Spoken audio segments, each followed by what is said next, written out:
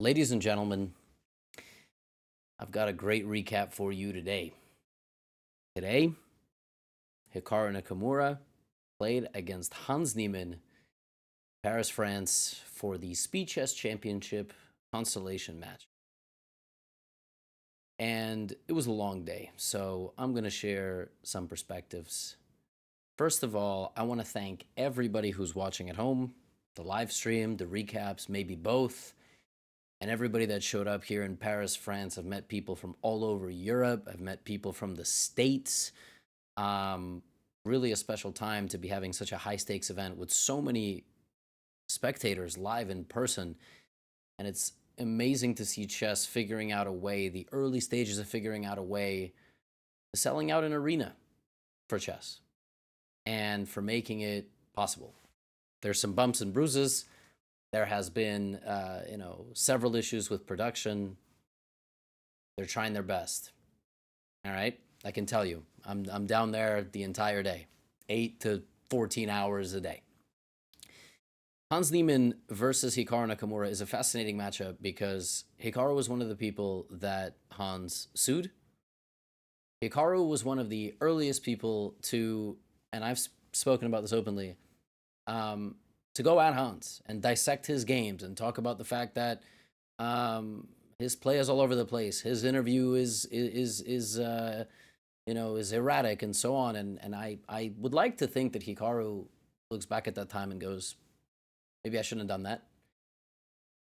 On the flip side of things, over the last 6 to 12 months, this rivalry, this whole incident, which happened between Magnus and Hans, it's really been Hans Hikaru. I mean, if you go back to Hikaru and Hans' YouTube channels, Hans is calling Hikaru a coward. Hikaru is constantly talking about Hans. Hans is constantly talking about Hikaru.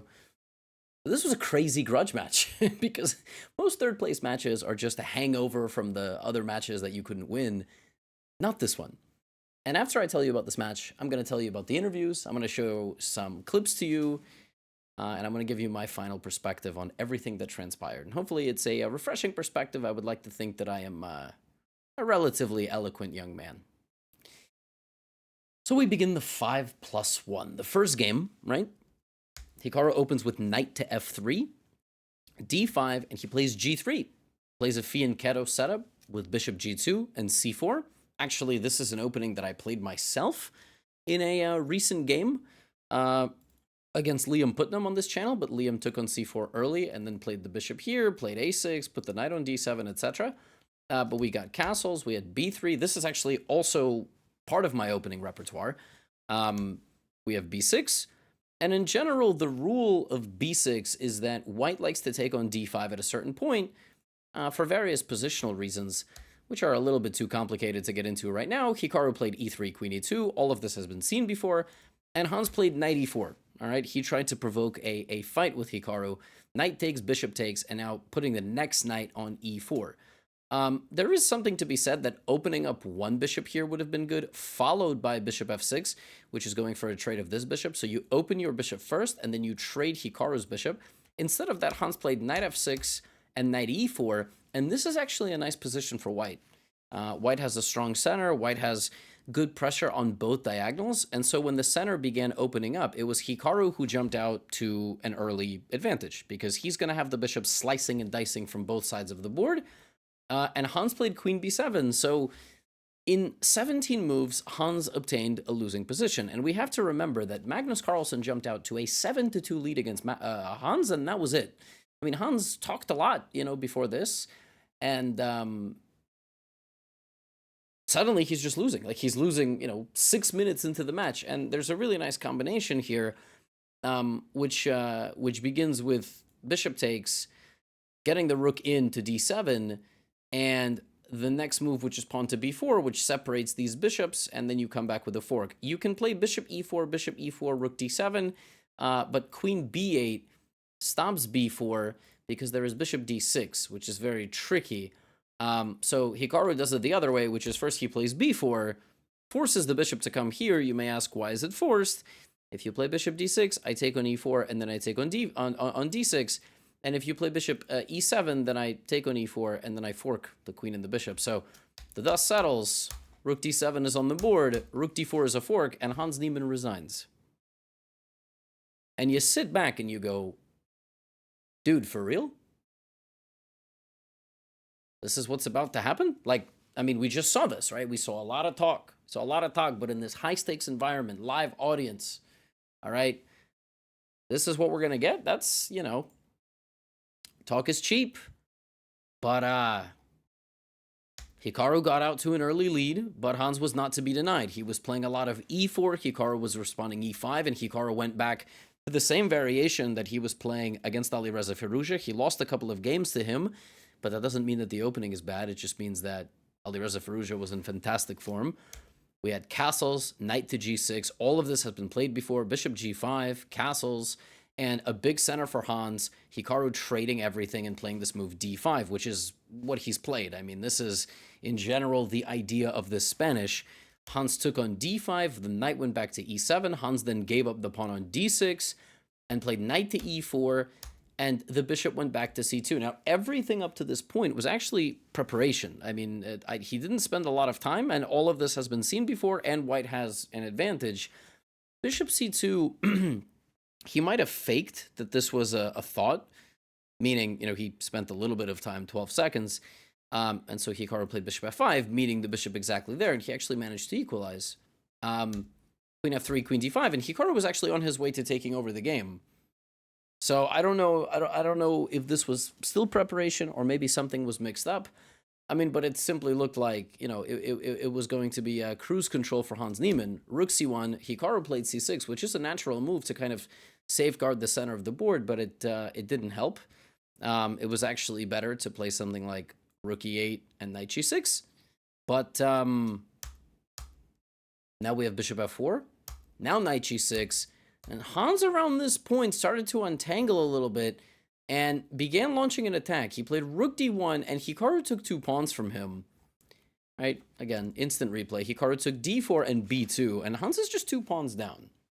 What Hans does have going for him is the bishop's pointed towards Hikaru's king. So he plays bishop to d6. And here Hikaru had to remember his training as a subscriber of the GothamChess YouTube channel. And he had to remember danger levels. And you don't play knight takes h4, which attacks the queen, but you play knight to e5, which attacks the queen. And the point is that right now, if you play rook f7, I can move my bishop, for example, bishop c6, and you always have a back-ranked mate incoming, or you have bishop takes. However, if you play knight to e5 first, and let's say I just slide my queen out of the way, now rook f7, there's nothing, because you completely close this file. After bishop takes e5, you can't take with the rook, then you will get mated. But let's not forget you have a queen, and also you have the f-pawn.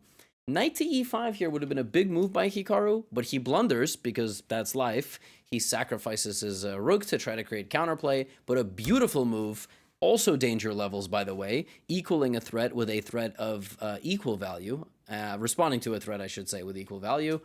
And now Hans plays rook takes e4. The queen protects both rooks, and that rook can be captured, but the other white rook will go all the way down the board. Hikaru created some counterplay. Very confusing when the players have identical initials, HN. But everything clears out, and Hans Niemann strikes back. And you were like, oh. Now Hikaru kept pushing. But what happened next was absolutely mind-blowing. The score was 5-2. Okay? The score was 5-2. And Magnus Carlsen took a 7-2 lead against Hans, and he never looked back. I think they tied the 3+1. The bullet was all over the place. Hans ended up losing that match by 5 games, and he lost the 5+1 by 5 games. So he never got it back, right? You were like, it's 5-2. Hikaru's going to take a 7-2 lead against Hans, just like Magnus did. Let's find out. So this time, again, all of the same. We've seen this, knight e7, knight g6. We saw the whole thing. But this time, instead of putting the bishop on g5, Hans puts the bishop on e3, castles, knight d2, d6, rook e1, king h8, h3, f6. This is the setup that is basically exclusively what Hikaru is going for. He is always playing this dark squared pawn wall in the center of the board, and he has this kind of pyramid. The light squared bishop is going to come to e6 and then go to g8 and so on. And this is the position that he has been going to quite frequently. Now we have c6, and we have the bishop out, and Hans just making slow improving moves, playing very patiently, and finally, when everything is ready, we are launching a same-side attack on Hikaru because the coordination of the black pieces is slightly lacking here. I think somewhere here, Hikaru needed to take on d4 and then play d5. And by the way, you might remember that in this game, that is exactly what he did. He took on d4, and then he played d5, and his position was completely fine. Now, in this game, he chooses to play this kind of 6th rank wall setup, but unfortunately, because white gets to make several improving moves, and then plays h5, and then plays, you know, another, he could have probably played h6 here. Maybe you don't rush with this move, but I don't think there's anything that wrong with it. Knight goes out to h4. You know, he plays d5, and Hikaru is trying to strike back in the center because he senses that an attack is coming on the king side. We have h6, g5, and Hans is like, really? And he sacrifices the bishop. Now, Hikaru, of course, could have played the much more normal move, but I think he sensed that the pawn was a really big problem, and so he decided to fight back. The problem is sometimes when you fight back, it doesn't quite work out, and now you are down... You're up, rather, a bishop for 2 pawns, but you're mated. You're being mated all over the place. Knight g6, queen f6 check, king to g8, and now Hans here has to play e takes d5, and just keep going. Knight takes g6, but Hans plays knight takes g6 right away, and e takes d5, and Hikaru is very close to fighting back here. And remember, if Hikaru wins this game, he goes up 6-2. I mean, at that point, like... that is already the early makings of a match that is getting away. He plays knight to e6, though, and that was not the best move. He should have tried to trade the rook, right? Because the rook is the attacking piece. Knight e6, and Hans Niemann played danger levels last time, and this time he sacrifices the rook on e6, looking like a good Gotham pupil, all right? Hans, in our interview, said that he would teach me. It clearly seems that the teachings have been, you know, going that direction for a little while, so maybe I'll take him up on his offer. We can teach each other a couple of things. Queen e6 and bishop f5, and Hans Niemann wins this game in violent fashion. The house of the king is completely torn apart. Knight comes to f5, just a beautiful configuration. The queen is hanging, so it goes back, and here comes the rook, just a beautiful position. Rook e7, rook h7 is just simply game over. There's all sorts of queen f6s. The bishop is going to move. There's some queen g7 on the way, and rook d7. Knight e7 is actually not the best move. Here, Hikaru had to find rook d6. I'm not really sure that move makes sense. He was bishop b8. Now Hans wins in style. Takes the bishop. And everything is holding here, except the fact that you can sacrifice the queen. The final brilliant move, and Hans Niemann wins, and now it's 5-3. And you would think, okay, well, Hikaru is led by 3. He's just, you know... Now he gets a game with white, the final game of the portion. He plays a double fianchetto setup. This is Hikaru's bread and butter. He loves these setups, and he loves to move his d and c pawns. There they go, right? d3, c4. Now Hikaru is going to have to break in the center or maneuver some pieces. So he plays knight c3, queen e2, rook d1. This is to get out of the way of the bishop, to put it on h1. So we have rook e8. Now what's funny is I think the computer evaluated some of these lines. Like it wanted to fight back faster. It didn't like that Hans took control of the diagonal. And Hans here made, again, some slow improving moves. And suddenly the sides were clashing, but it was Hikaru who was taking over. You know, it's 5-3. He's got that pressure on the queen side. Hikaru loves these positions. I mean, he's so good at these positional grinds, these slow games. We have knight c6, knight to b6. Queen goes back to d8, and Hikaru just cleanly picks up the pawn on d5. Hans gets the pawn here, and now bishop to a3. Instead of bishop to a3, a move like rook a4 would have been nice because hello, right? I just received an important text message, which I will be briefly checking, but second.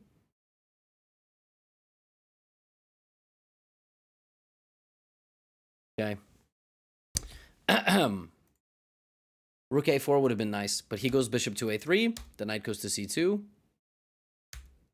We ended up trading some pieces. And actually, it's Hans Niemann who is taking over. Hikaru kind of got stuck with his hand in the cookie jar. He kind of extended the d-pawn to play bishop to b7. And Hans played this ridiculous retreating move, which protects the pawn. And you almost wish you can take your own pawn back, but you can't. And when everything's falling apart, the knight is kicked out and the pawn is falling. And the Hans is winning. But this wasn't the end of the story. Hikaru is one of the best defensive players in the world. Look at Hans Niemann pushing his queenside pawns. I mean, Hikaru just simply can't stop them. There's nothing you can do here with white. You have to go for the enemy king. That is the only way here with white you are going to create any meaningful counterplay. Now, how are you going to go for the king to create this counterplay if you're going to end up trading the queens? But suddenly there's counterplay on the way. Queen e7, rook. I told you this is the only way. Hikaru has to abandon the queen side and go for the king. Hans goes queen b4. And this trade actually benefits white because you're going to pick up the pawn. So rook b1, and now it's a draw. Hikaru threatened the attack on the king. And then after he threatened the attack on the king, he switched the plan and took, and this is just a draw. It's a draw because you have equal amount of pawns. You could trade the rooks, you could trade the bishops. You can't trade both unless you're really, really certain about your exchanges. And this is heading for a draw.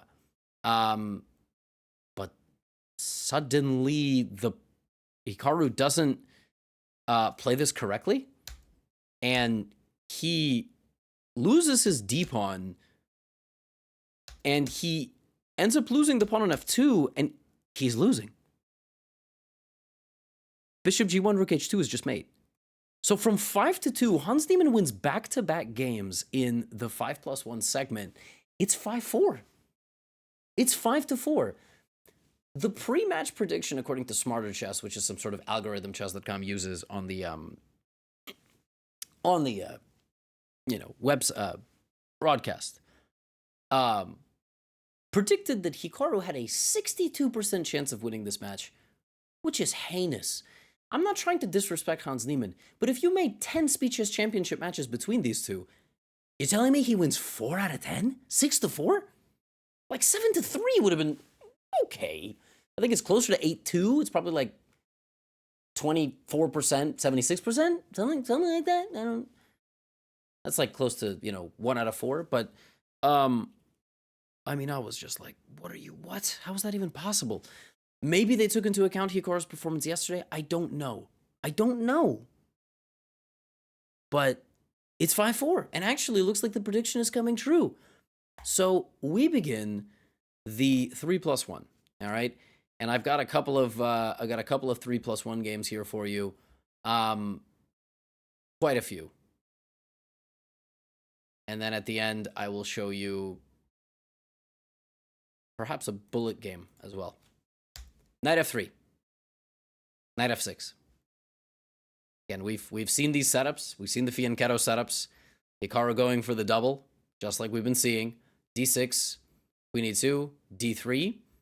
Very slow, very positional. And actually, here there is knight takes e5. And Hikaru spots it. This move doesn't look like it makes any sense. It just doesn't look like it makes any sense. But the move rook e1 is very deceptive. It's a very deceptive move. Why is it deceptive? It's getting the bishop out of the way. So the point is, you're threatening knight e5 no matter what, because when the bishop comes down, it's not attacking a rook. So when the bishop comes down, there's knight d7, and you actually threaten to take black's pieces. Otherwise, your rook would be hanging here. So rook e1, and Hans Niemann blundering on the unlucky 13th move. Bishop g2, knight d7. He can bring the bishop back, of course. But now Hikaru is going to trade everything, and at some point, he's going to play the magic move, which around here he could have played. He could have, faster. Maybe he could have went for e4. He does it like this, and this is good enough. This is the point. This is the magic move, whether the bishop is there or not. Now the bishop is here. There are some checkmates if you are stupid, which Hikaru isn't. He knows how to defend himself. Knight b1, and before he has a chance, Hans, to run the queen to the light squares, you just get rid of the bishop. And Hikaru was utilizing these double Fianchetto setups with great effect. The knight kept dancing. You know, and this is a dream position. You know, if you ever want to get better at winning easy, like slightly better positions, you can play a training game in this position with white and just see if you can beat your friend, okay? Or your father, or, you know, sister, aunt, whatever. Han's trying to shut him down. Hikaru's just going to improve, and at some point, you know, you got to move forward, right? You got to make that forward jump. Here he goes, making a couple more improvements, waiting, biding his time, seeing where the right break is. Hans has 2 seconds, by the way, just like Loki. They played a 3-minute game, and a guy has 140, and the other guy has 3 seconds. This should goes to tell you, you know, who kind of was in the sharper frame of mind. Takes, and finally, you're gonna break in with Rook H5, King F4, and E5, and you just methodically brought everybody forward. Pawn takes D6. There are some tactics here. You gotta make sure you don't blunder anything. But Rook F6, Rook F7, and you double up. Trade, you just can't stop. There's too many pawns. Counterplay is nice, but the king marching in is nicer. And Hikaru got off to a very nice start in the 3+1. Very smooth positional win. In the next, I believe this was one of the next games. You know, Hans went back to his Spanish, and Hikaru went for the Berlin. So at this point, with a match lead, Hikaru said, you know what, I'm not going to play provocatively with black. I'm going to kill the game because I'm clearly having success with the white pieces. So Hikaru played a Berlin, Hans played, you know, an anti-Berlin, and Hikaru started playing these systems in the Spanish where he's putting the bishop on b7, which is pretty rare, you know, in a closed Spanish, which this is. Hans created some attack, obviously here, very nice attacking chances, but then he backed up with all his pieces. Then he tried to create some play on the other side of the board. Look at the time management, 216 to 52. It goes to show you that Hans clearly was feeling success in the 5+1, but he was playing a bit slowly. You know, his decision-making was a little bit slow. He had a nice position, but Hikaru kept it cagey. He was like, Hans, come get me. Attack me on the queen side. Attack me on the king side, right? And now we're going to get our real, true taste of a time scramble as both players have around 20 seconds. And honestly, as the game progressed to its 30th and 40th move where you need the energy, it was Hikaru who was pulling away. Now, Hans did get a lead. F4 was not the right plan. He needed to play F3 and play a little bit slower. Hikaru with the counterplay, and as always, a defensive monster, just punishing people for mistakes. This is perhaps like one of the most demoralizing games that you can lose to Hikaru because you're in like an equal endgame, and you're even up a pawn. Like if you actually count the pawns, not only, well, now Hans is down a pawn, but he's promoting. Look at this, Rook A7, Knight E6. I mean, it's probably a draw. Hans tries to play for a win. Hikaru's down a knight. He's just straight up down a knight. Like, there's a knight, and then there's not a knight. Rook D8, Rook D7. You gotta take, you gotta go here, and suddenly Hikaru's playing this endgame for a win. I don't know how it's possible. Like, the guy was just up a knight. Now he's down a pawn. Hans. And this is a draw. But what Hikaru does to you in low time is he makes it impossible to defend. He doesn't allow you to trade pawns. You try to trade pawns? Okay. We're going to trade, but I'm going to hold that pawn hostage. I'm not going to let you off the hook. You think you've saved it, but I'm going to check you. I'm going to bother you. I'm going to bother you. I'm going to bother you. Now suddenly I'm going to win this pawn. Now it's a 2-on-1. And at some point, he walks in and he kicks out the piece. And now he's going to try to walk in his king and push his pawn. And Hans, 90 moves into this game, blunders. He thinks this is a drawn king and pawn endgame. He completely hallucinates. I mean, this is what Hikaru does. He wears on you, all right? He's like a fighter who's a wrestler.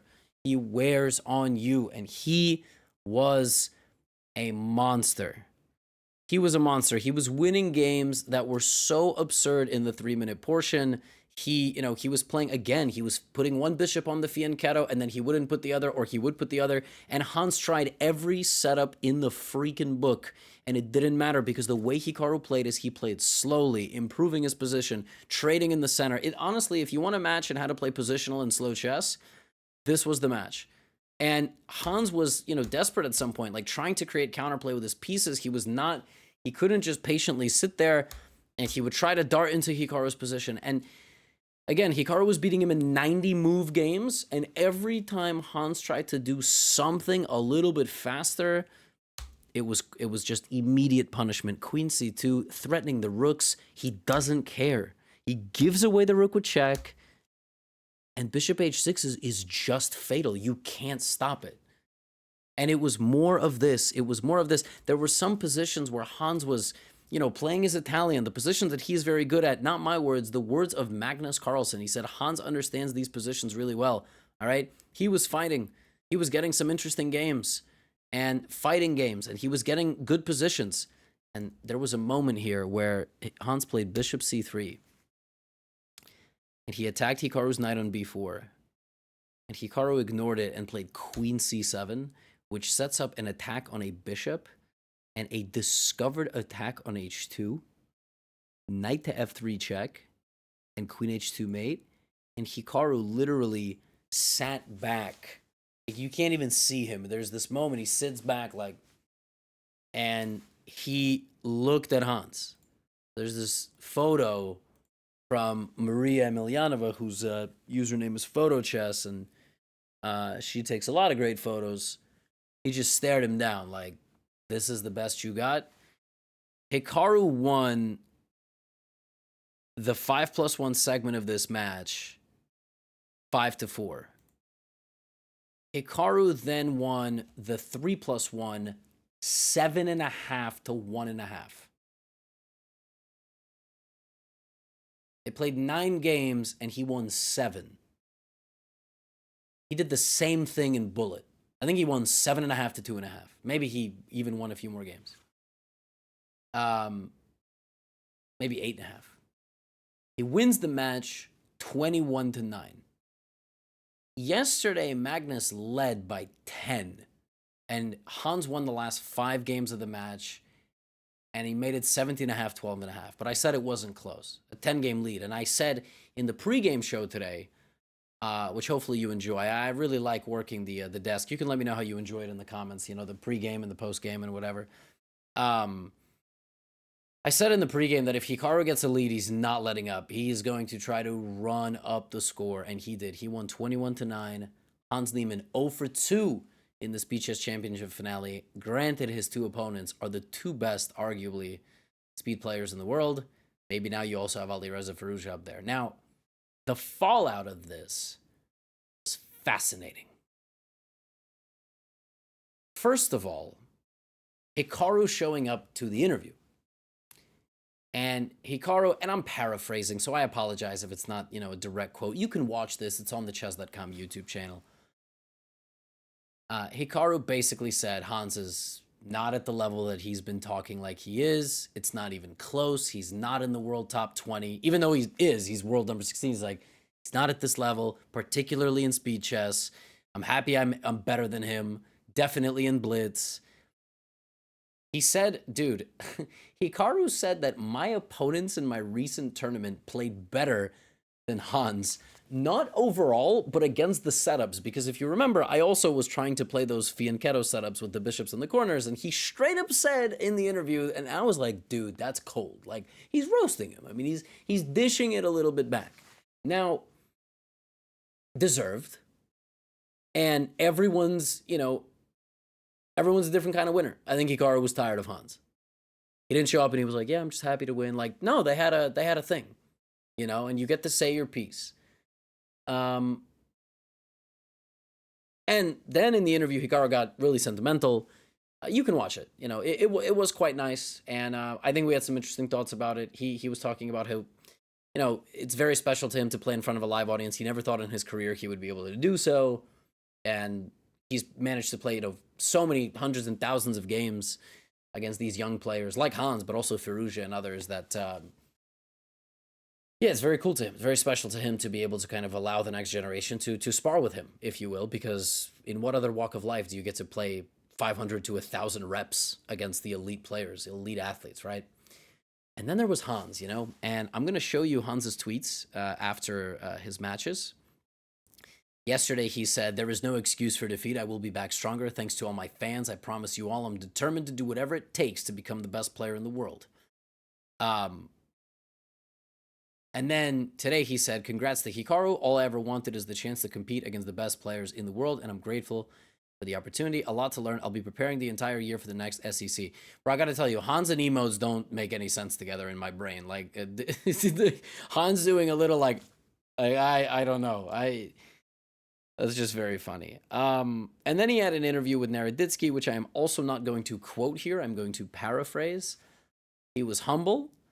Uh, he said a few things that, you know, I was like watching, and, you know, he called himself an innocent bystander over the last few years. And it's like, I don't exactly agree with that part, but of all the interviews that Hans Niemann has given, of all the things that he said, of all the things that he's tweeted over the last few years, it was the best one. And I gave my 3-minute perspective when we close the show. I will give my perspective here because it's my YouTube channel and there's no time limit. I think if you want to be a professional, an elite athlete who is, I don't want to say loved and respected by the fans, but at least, you know, you generate some emotion in the fan. Hate or love, it doesn't matter. As long as they care to watch. Because I'm going to tell y'all, 99% of you watching this right now did not watch chess content and maybe didn't even play chess before 2020. That is the truth. 99%. Chess has exploded over the last few years. And guys like Hans Niemann matter in the chess world. They matter in a lot, you know, personalities like that do matter. As long as if he's going to talk his talk, he either backs it up or he's humble in defeat. Like a Conor McGregor when he was rising up the UFC ranks. Not the post Conor McGregor. That's a whole nother story. But that was a magical time, you know, when he was beating Aldo, he was beating Mendez. If this reference doesn't mean anything to you, I apologize. His detractors are going to forever dislike him. You know, they don't believe this interview. They say things like, if he had won against Hikaru, would he have shown up and just trashed Hikaru?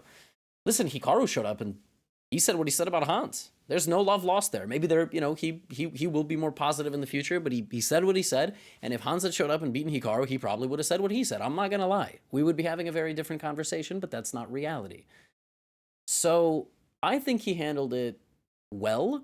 We will see how he handles future things, whether he wins or loses. But chess needs more personalities. Chess needs more slightly better media-trained grandmasters, because I got news for you. Hikaru and Magnus will maybe be retired in 5 years, and it's not really clear who are going to be the next superstars. And if we're going to be able to have major live events where people will care to watch. People in the chess world care about playing together in community settings. They care about content creators. Look at you guys. You watch this. This is the biggest YouTube channel. I'm like number 2,500 in the world.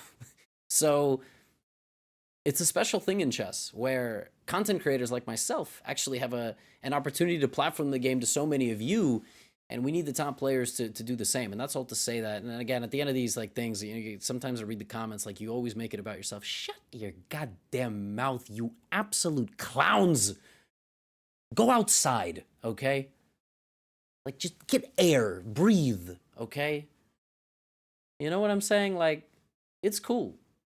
And the other criticism is, well, Hans cheated, so, you know, I'm never going to believe him. Okay? Okay. You don't have to. You're going to watch when he plays. And that is sports and entertainment. And he said he never cheated over the board. Chess.com confirmed that. Statisticians confirmed that. That's it. Did what he did when he was younger. All of us do really stupid stuff. You watching this right now have done probably even stupider stuff. And if you do get better from it, you do behave better, life goes on. So Hikaru is the bronze medalist of the 2024 Speed Chess Championship. Tomorrow, Magnus Carlsen plays Alireza Firouzja.